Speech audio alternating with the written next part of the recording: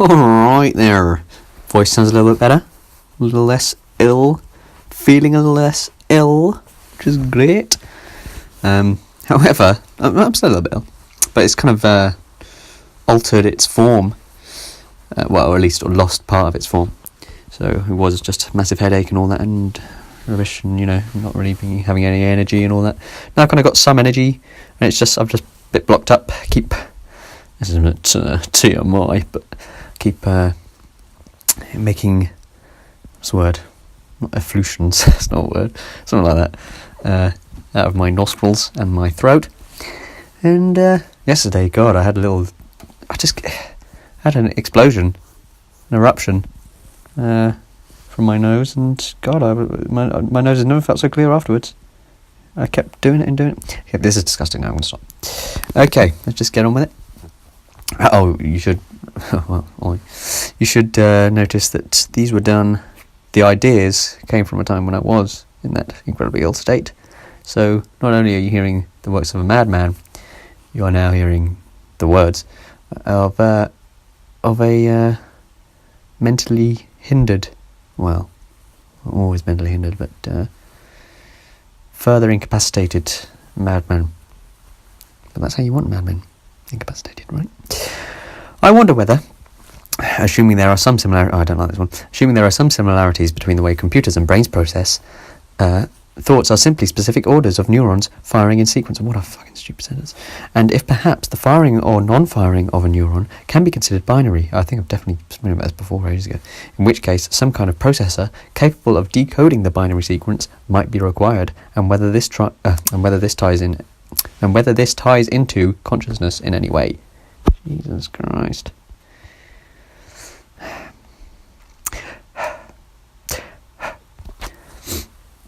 Oh, God. Terrible. Haven't I already done this one? Yeah, whatever. When electricity takes the path of least resistance, or water, I don't think it knows anything it shouldn't know, necessarily. My instincts tell me it pushes in all directions equally, but the cumulative resistance along one path means that it is guided down that one. Because, well, has the path of least resistance, right? But you push against the first atom or whatever, and because that one pushes the next one, that can travel at the speed of light. That kind of... it's not really information, but that kind of, domino effect. Similarly, with light, it tries all paths simultaneously, but pushing against the first atom or whatever is enough to decipher which path has the least resistance along its length. Not really pushing, I guess that's the wrong idea with light, but, it tries all the paths, but you only need to test the first part of the path to know everything about the path. Well, not everything, but to know which path has the least resistance on it, because it's like when you're playing what's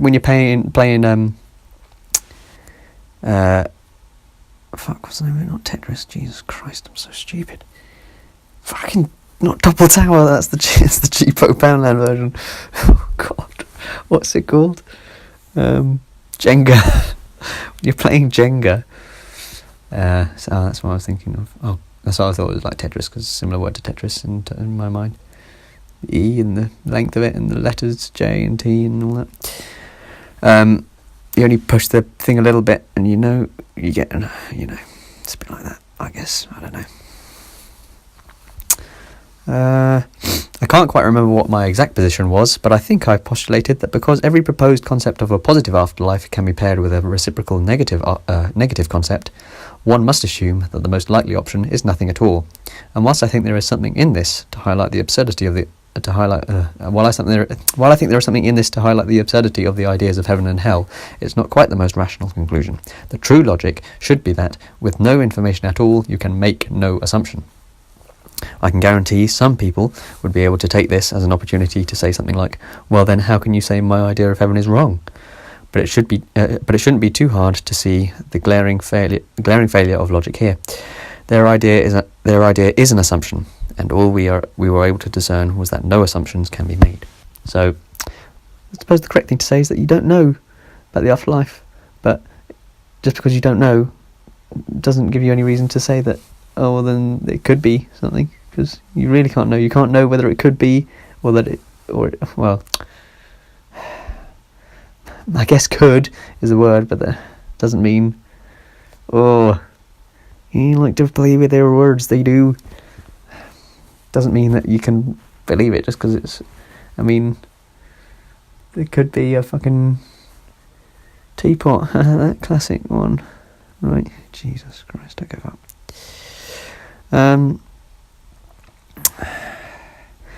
Our ideas of the system is one of the lower levels of a much greater... Oh, this is a bad one. Oh dear. Of a much greater system. The systems we tend to discuss are those which our evolutionarily derived perceptions are capable of readily observing. The system is one of the products of our minds, which are the... Because I think people talking about the system of, like, the man at the top and all that, you know, basically like the economy and social structures and stuff. Which are the products of the system of evolution. The system is one of the products of our minds, which are the products of the system of evolution, which is the product of the system of physics. So if the system fails, then if the system fails, then the system of evolution will continue and try again. And if that fails, the systems of biology and chemistry will try again, and so on. And even our recognition of these systems are factored into their operation. They're not beings consciously trying to deceive and outwit us. They're just running the code of the universe, following whatever course physics and mathematics will allow. Path of least resistance. Oh, mate, I tried to put my suicidal resolutions into little numbered points here. 1. Your subjective experience is the only thing that matters. That's your in captions. 2. Your subjective experience is for the most part dependent and reliant upon some extrinsic, but not necessarily non-influenceable sources. 3. Your biology, although the two within one be counted a bit by some people who claim meditation, you know, you can the nature of your consciousness is enough, so you know, anyway. 3. Your biology, both neuro and otherwise, plays a critical role in determining the quality of your subjective experience. 4. Included in this biology is the traits and reward systems which evolution has installed for the gene's benefit. 5. Satisfying these reward systems makes for a fulfilling life, one that is subjectively worth living. 6. A life in which work and reward are reversed loses its satisfaction in most cases. Video games, YouTube videos, sugar, and masturbation are almost explicit rewards. Jesus Christ. So in order to enjoy the things you want to do, you must learn to tolerate the things you don't. Or there's always suicide. God, I hated that. Really hated that.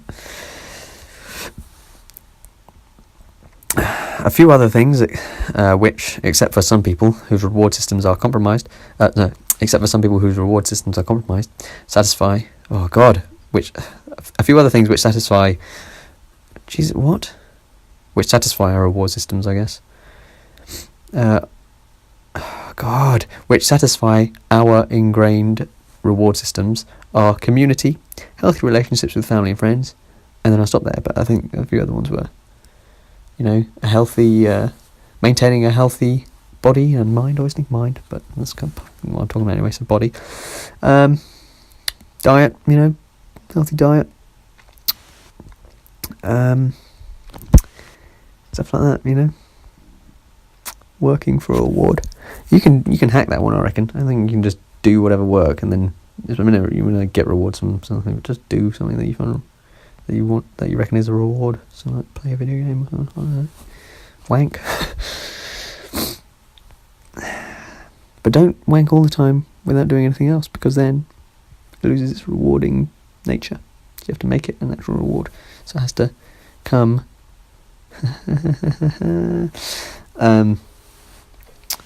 as a reward for doing something that you don't necessarily want to do. That isn't a reward in itself, so you can't reward yourself for playing a video game, because a video game works as a reward as well, so you have to do something that's a bit more grueling. Okay, I'll give up on that because that sounds a bit too self-helpy and a load of bullshit. Something I think I've had incorrect intuitions about in the past is evolution, and how or why evolution would allow for haven't I already done this one? Would allow for characteristics like suicidal thoughts or clearly non-advantageous behaviour. We're not all universal improvements on previous generations. We're all, each of us, test subjects, for which alterations and combinations of genes and gene expression result in evolutionary fitness and sustainability. Some individuals may be a downgrade from previous generations, but the mean improves over time. More on the am I conscious question. I was thinking more about whether consciousness could just be a byproduct of sorts of integrated information, and was reminded of the supposition that one can imagine a being capable of doing all the things we do whilst not actually being conscious. I think this actually got tackled. Anyway, which is to say, have a subject. I think this did get tackled, the zombie thing, in the consciousness thing Sam did with that guy, the TED Talk guy. And I think he actually took this position, so maybe I'm being persuaded by this guy. Whoa. Anyway. But I'm now wondering whether this is in fact true. I think it's easy to imagine a robot going around completing tasks humans are known for, but if it has been programmed and mechanized to have a visual module... What the fuck? Hang on. I think it's easy to imagine a robot going around completing tasks humans are known for, but if it has been programmed and mechanized to have a visual module which interacts with internally generated images and words and sounds, and sentences are produced in combination with sounds and images internally, with recordings of past events and predictions about the future. Okay, it started with an if, anyway. I'm just not sure that wouldn't constitute consciousness. The house always wins, the house being natural selection. So even if you choose to commit suicide, and although the house then wouldn't matter to you at all, you too wouldn't really matter to the house. Your consciousness is mutually exclusive with its prolonging. So, with the house, with natural selection, not with your consciousness. I'm not saying consciousness exists after you die. Jesus Christ. What was that one about? Yeah, it's just kind of like, it doesn't really care whether you would be nice. It's not conscious. It's so hard to personify things without or not personify things while talking about them. Do we just leave that one? I think the words kind of work for themselves, really. Natural selection is kind of like the house, right? So, but you don't really care, so it doesn't matter. Something that my stupid mind has been up to recently is thinking about what I think I called nodes, and how what I more likely meant was what Sam's recent guest Niall was talking about with networks. If you imagine each individual as a node on a massive interconnected net covering the globe, some nodes will become more valuable than others. You could perhaps ascribe a value between 0 and 1, valuable to the existence of, valuable to the flourishing of the network. Between 0 and 1, based on how many other nodes they provide for and how much they provide. So a parent providing, in many senses of the word, for their family and children will have some value, but someone like Elon Musk, who has a family as well as the rest of what he does, would likely have a value closer to 1. And the net acts like a non-linear version of a neural net, where useless nodes die out. And perhaps being a big node, assuming nodes grow in size according to their value, feels good, and therefore makes life worth living, because then the node will continue existing. Of course, being a business magnate and entrepreneur isn't the only way to increase value. There are many ways of doing so. There are counterexamples, of course. Suicidal successful businessmen, you would think, would have a high node rating, and they wouldn't want to kill themselves. But maybe. Well, I guess it depends on the individual.